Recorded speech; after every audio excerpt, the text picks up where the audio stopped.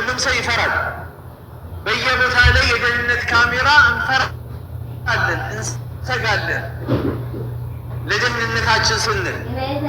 በየሱፐር ማርኬቱ በየትላልቅ ድርጅት የመንግስት ድርጅቶች አንዳንድ የግል ድርጅቶችም አሉ ካሜራዎች፣ የደህንነት ካሜራ።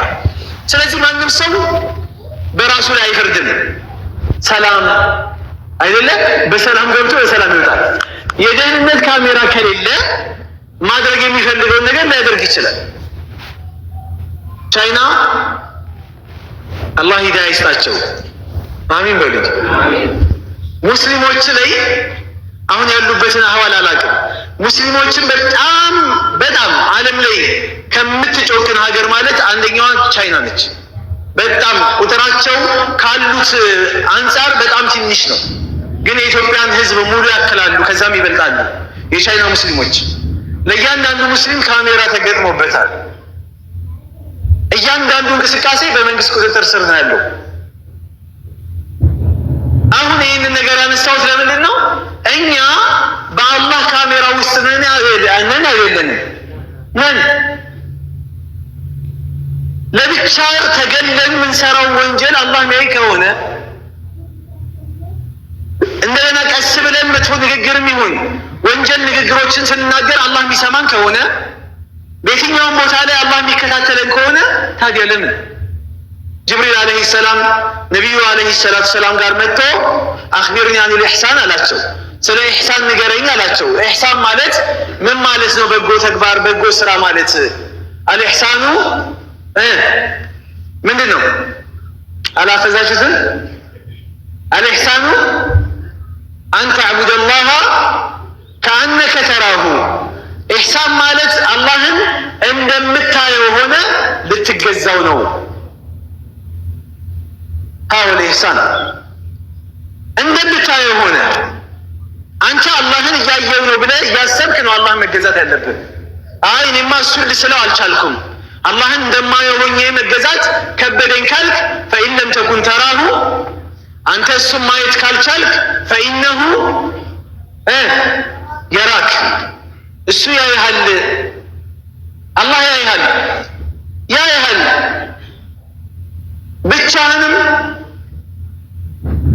ከጀማ ጋር ሀገር ውስጥም ከሀገር ውጭም በብርሃንም በጨለማም አላህ ያየናል።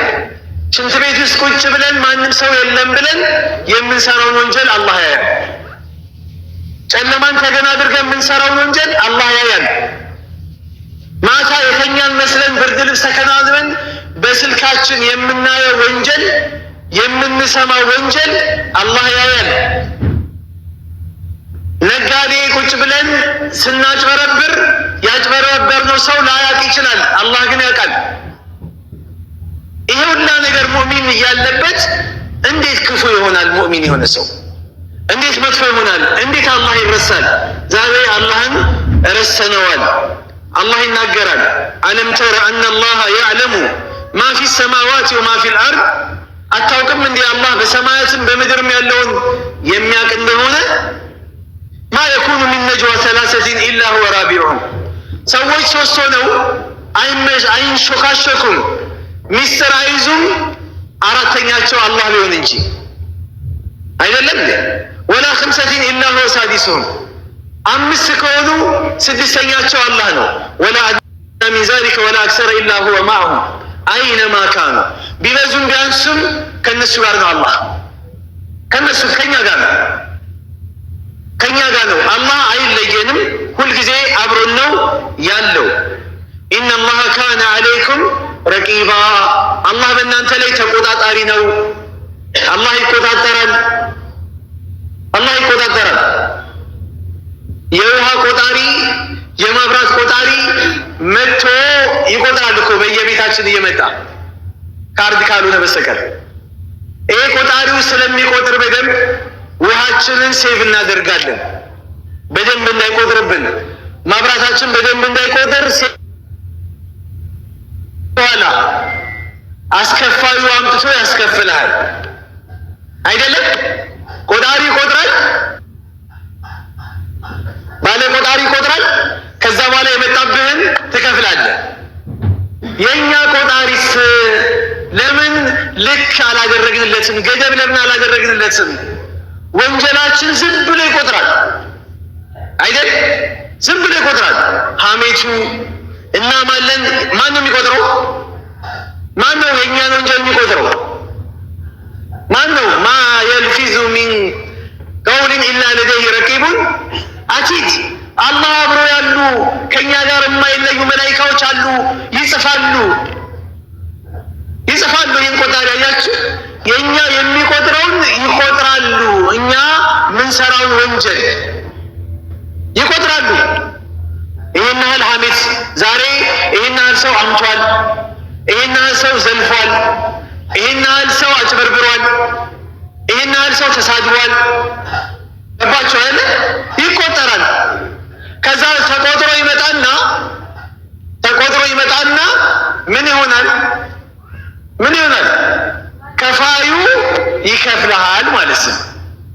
ጀዛአን ዊፋቃ ከፋዩ ይከፍልሃል። የሚከፈል ምንድን ነው? ጀዛአን ዊፋቃ ኢን ኸይረን ፈኸይር ወኢን ሸረን ፈሸር። ሸር የሆነውን ሸር ይከፈልሃል፣ ጀሃነም ይከፈልሃል፣ የአላህ ቁጣ ይከፈልሃል፣ የአላህ ቅጣት ይከፈልሃል። ኸይር ከሆነ ደግሞ የቆጠረብን በእኛ ሀያት ላይ የቆጠረው ምንድን ነው? ቁርአን መቅራት፣ ሰላዋት ማውረድ፣ ዚክሮችን ማድረግ፣ የተለያዩ ነገሮችን ማድረግ። እሱ ከሆነ የቆጠረው እሱም ይከፈልሃል የቂያማ ቀን። ሀል ጀዛኡል ኢሕሳን ኢለል ኢሕሳን። የበጎ ሰሪ በጎ እንጂ ሌላ ነገር ይከፈለዋል። ቆጣሪ የቆጠረው ቅድም መተናል። ቆጣሪ የቆጠረው አረ የሁላ ቆጥሮብኛልና አፉ በለን ብትለው አፉ ይላል አይልም። አላህ ጋር ግን የቆጠረብህ ብዙ ከሞላ ወንጀል አፉ በለን ብትለው ይላል አይልም? ይላል አይደል? ያው ልዩነቱ ይሄ ነው። ቆጣሪያችንን በራሳችን ላይ ተገጥሟል።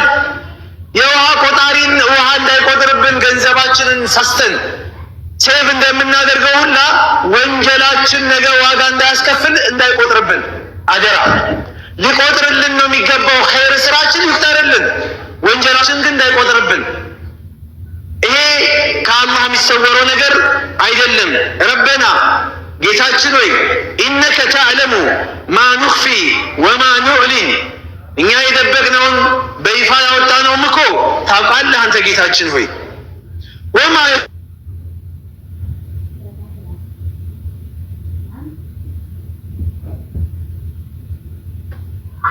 ለአላህ ምንም የሚሰወረው የሚደበቅበት ነገር የለም። ስለዚህ የአላህ ባሮች ሆይ ራሴንም ጨምሮ ዛሬ ዓለማዊ የሆነው ዱንያ እያታለለን ቅርቢት ለሆነችው ለማትረባ ዱንያ ብለን የሚረባውን ዘላቂ የሆነውን ዓለማችንን ሀገራችንን አናሳጣ። የሙእሚን ሀገሩ ዱንያ አይደለም። አዱንያ ዳሩን ሊመን ዳረ ለሁ።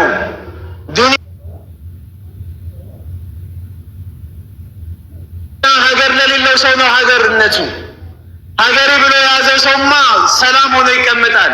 ሰላም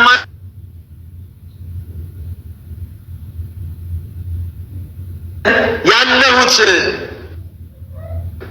ይሄ ዓለም ይቺ ዓለም የኔ አይደለችም። የኔ ዓለም አኼራ ነው፣ ጀነት ነው፣ ጀነተል ማእዋ ዘላለማዊ የሆነ ህይወት እንደፈለክ የምትሆንበት። የፈለከውን ትበላለህ፣ የፈለከውን ትሰጣለህ፣ እንደፈለክ። አላህ ያርገን። አሚን በሉ። አላህ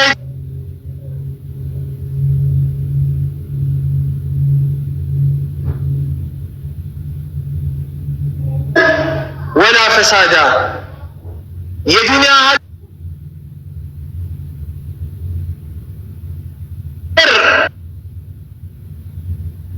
ለዱንያ ሰዎች ነው። አኼራ ለማያሳስባቸው ሰዎች ነው። ያቺ ሀገር ግን ዱንያ ላይ ኩራትና መንቦጣረር ወንጀል የማያምራቸው ለሆኑ ሰዎች የተዘጋጀች ሀገር ነች።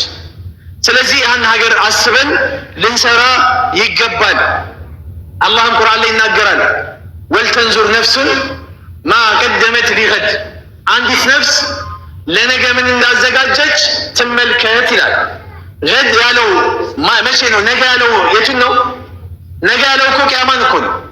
ኢነሁም የረውነሁ በዒዳ ወነራሁ ቀሪባ። ሰዎች ቂያማን ሩቅ አድርገው ያስቡታል፣ እኛ ጋር ግን ቅርብ ነው።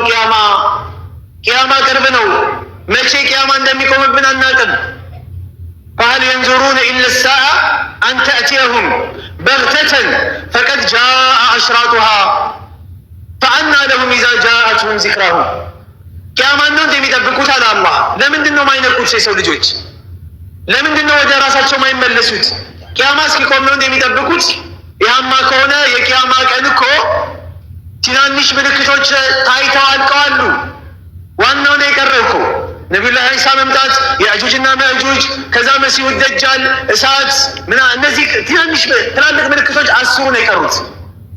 በዛ ሰዓት ላይ ተውበት ላድርግ ቢል አንድ ሰው ተውበቱ ተቀባይነት የለውም። አላህ ያየናል፣ አላህ ይሰማናል፣ አላህ ይታዘበናል። በየትኛውም ቦታ ላይ በየትኛውም አህዋላችን ላይ አላህ ከኛ ጋር ነውና አላህን አንርሳው። አላህ እኮ ያየናል። ይሄ ብቻ በቂ አይደለም። አላህ እኮ ያየናል።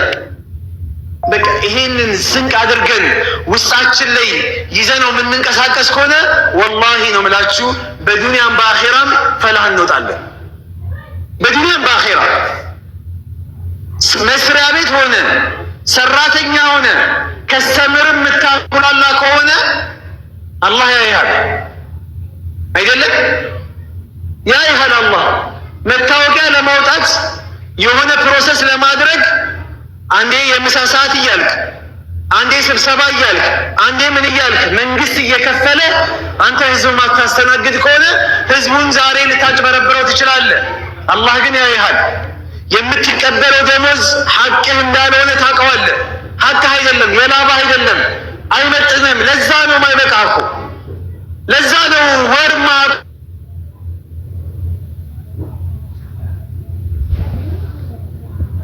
ደሞዝ ሲመጣ ትቀበላለህ። ከመንግስትም ይሁን ከግለሰብም ይሁን አላህ ያይሃል። የትም ቦታ ላይ ይሁን የትም ቦታ ላይ ይህንን ስንቅ ካደረግን خلاص አንድ ኢማም ጋር አንድ ሰው የመጣና ወንጀል መስራት እፈልጋለሁ፣ ፍቃድ ይፈቀድልኝ፣ እስልምና ይፈቀድልኝ፣ ወንጀል መስራት እፈልጋለሁ አላቸው። ትፈልጋለህ? አዎ እፈልጋለሁ። ሂድ። ወዴት ልሂድ አላቸው። የፈለክበት ሂድና መጨረሻ ላይ አላህ የማያይክ፣ አላህ የማይሰማክ፣ አላህ ከአንተ ጋር አብሮ የማይሆንበት ቦታ ላይ ልክ ስትደርስ የፈለከውን ወንጀል ስራ። የዛኔ ለምትቀጣው እኔ ኃላፊነት ወስድልሃለሁ፣ አትቀጣም ማለት ነው። ከዛ ያ ሸህ እንዴት አላህ ማያዩ ቦታ፣ ማይሰማ ቦታ፣ ከኔ ጋር የማይሆንበት ቦታ የት ልሂድ አለ? የት ሆኜ ልስራ አለ? ታዲያ አላህ እያየ ወንጀል ትሰራለህ አታፍርም ማለት እየሰማክ አብሮክ እያለ ልትሰራው ስታስብ አላህ ያየኛል እያየኝ ነው ብለህ ድንገት ብል የዛኔ ታቆመዋለህ። ወንጀልን ሊያስቆም የሚችለው እሱ ነው። ሌባ እኮ ዛሬ ወደ ቀኝ ያያል፣ ወደ ግራ ያያል። ከመስረቁ በፊት አይደል? ሰው አየኝ አላየኝ፣ ካሜራ አለ የለም፣ ይሄ ሁላ ነገር አጥንቶ ምን ብሎ ነው እኮ ግቢ ውስጥም ቤት ውስጥም ገብቶ የሚዘርፍህ እኮ። ሳያጠና ሌባ አይሰርቅህም። እኛ ዛሬ ብናጠናም ባናጠናም የትም አንተርፍም። ከአላህ እይታ ወዴትም አንሸሽም። አላህ ይጠብቀን፣ አላህ ይጠብቀን። አንድ መልእክት አለ። መልእክቱን የመጡ እንግዶች አሉ፣ መልእክቱን ያስተላልፋሉ። ከዛ ወደ ኹጥባ እንገባለን ኢንሻአላህ። ሰላም አለይኩም ወራህመቱላሂ ወበረካቱ።